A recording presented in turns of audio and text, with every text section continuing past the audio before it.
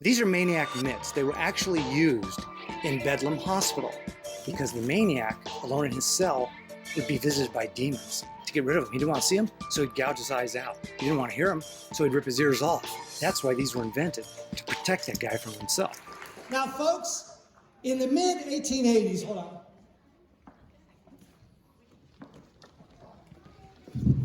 In the mid-1880s, a wave of insanity settled down upon London, England, burying a lot of criminals underneath its weight. Now, your hardcore criminals, the murderous insane, they were condemned to spend time in the most violent and notorious of all the mental asylums, Bedlam Hospital.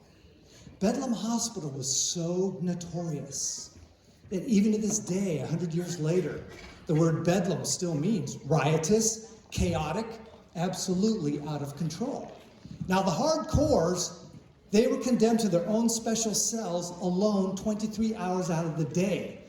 At night, when they were most vulnerable, that's when they would be visited by demons.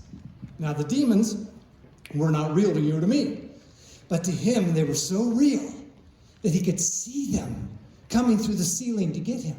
He could hear them coming through the walls to get him. He didn't want to see them, so he would gouge his eyes out.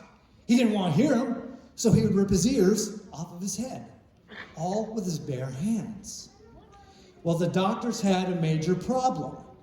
There had to be a way to protect that prisoner from his only real enemies, himself, his imagination, and his hands. From the darkest asylum ever, Nemi, comes the Maniac Mitts. Okay, hold that open like that.